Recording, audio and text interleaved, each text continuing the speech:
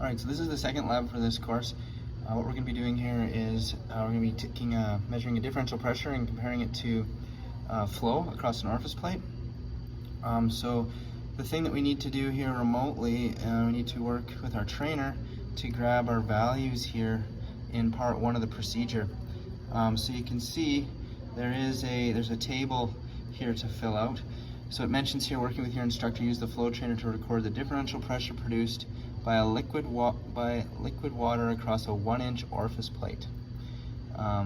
So we have just talks about a turbine flow meter that we're going to be using to measure the volumetric flow, and a Yokogawa differential pressure transmitter installed across the orifice fitting will be used to measure the differential pressure readings. And so that's where we're going to be getting this data here from the trainer. So in the lab, since we only have the one trainer, we were getting each group to do a couple readings, but I'm going to be doing the readings for you today since we're doing this remotely. So we're going to record our values of 3 significant figures and attempt to evenly distribute the 10 measurements over the volume flow range of 0 to 50 gallons per minute. So we'll go for about, we'll increase the flow by about 5 gallons per minute. That'll be our increments that we increase the flow by. So I'll take you over to the trainer and kind of show you what we're up against. This is our flow trainer. It has a few different types of flow meters here. The one that we're going to be working with today is we've got it's a Rotoboss orifice changer right here. And so what the Rotoboss allows us to do is to change out different sized orifice plates. So it rotates. There's orifice plates inside this chamber that rotate around. And then right here we measure the differential pressure across the orifice plate.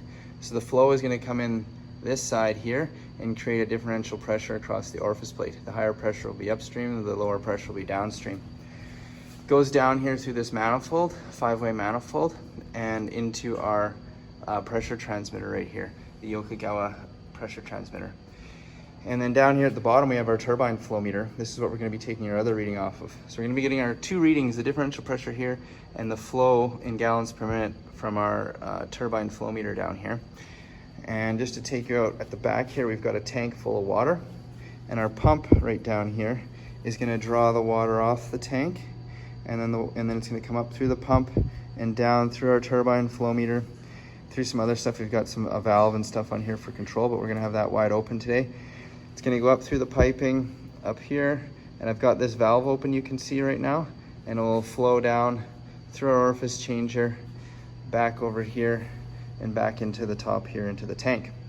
Some of the other flow meters up here, we've got a Coriolis meter here. You can see the valves are shut on these, so none of the water will be diverting around our orifice changer.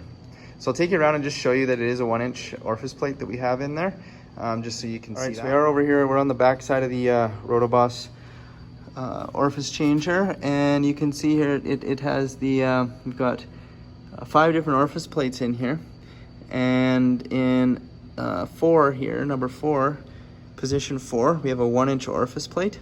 And if I just back out here, you can see this here is the this is where we spin and change the orifice plates.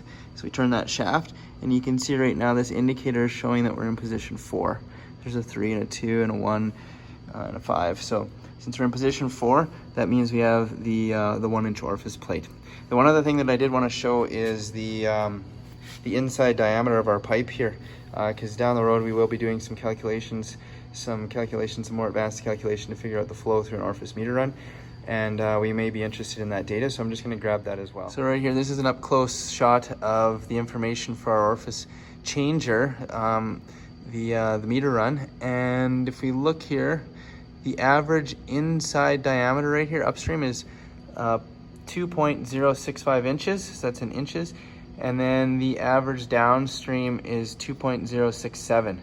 So fairly accurate measurements, and you can see that we've got those readings. I don't think there's anything else here that we'd be really interested in. Yeah, so that information right there is going to help us.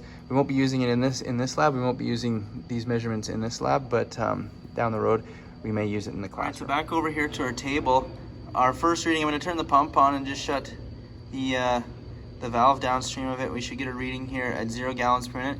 It should be pretty close to 0 inches H2O for differential pressure measurement. And then we'll also do 5 gallons per minute and then 10 gallons per minute. And then the rest of the data I will give to you. I just wanted to kind of demonstrate how we're grabbing those readings off the flow chart. All right, so I have the pump turned on right now. I've got the valve fully open. You can see we're kind of at our max reading right now. Pretty well, we're really pretty close to 50 gallons per minute. And I'm gonna be adjusting this valve right here. So I'm gonna go ahead and shut it. And we should see our flow and our differential pressure, both of those two values. So our flow has already dropped off to 0, and our differential pressure you can see is coming right down to 0 as well. There might be a little bit of a damping setting in the transmitter that's causing it to respond slowly like that, but you can see it's pretty well down to 0 inches H2O. So I'm going to go ahead and slightly open this, and we're going to try to get it to 5 gallons per minute. So I'll just crack the valve over here. We are using a ball valve. It would be nice to have maybe more of a globe type valve for this, but so we're at 3 gallons per minute. We're going to aim for, I'll just open this a little more, aim for 5. So we're pretty close to 5 there. I think that reading might work for us. We'll just kind of let our differential pressure stabilize here. We're at 4.6, 4.65, 4.66. It might be, that third significant digit might be hard to grab for us, but we're holding pretty steady. We're gonna go with 4.60 and 1.62.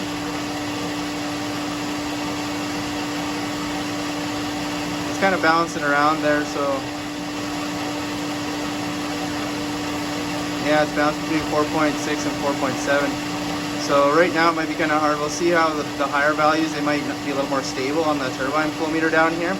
But the differential pressure transmitter is holding pretty good.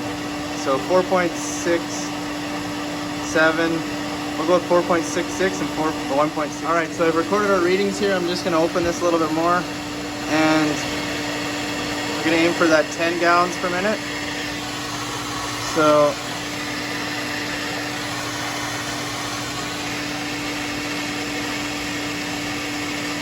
yeah, we're pretty close to 10 gallons per minute. So differential pressure looks like it's holding pretty steady. And our flow, we're at 10.85 and 9.01. All right, so there you can see I filled in the values that we grabbed. Now I'm going to go ahead and grab the remainder of those values and just show you what I find. All right, there are all of our values. I added 1 down here, so I took 11. I added this bottom row here. You can see they're all recorded 3 significant figures. So that's the information we need for completing the rest of the graphs and stuff in this lab. You'll be answering some questions. This is an online lab now. You'll be completing the graphs on your own and then answering some questions about the graphs.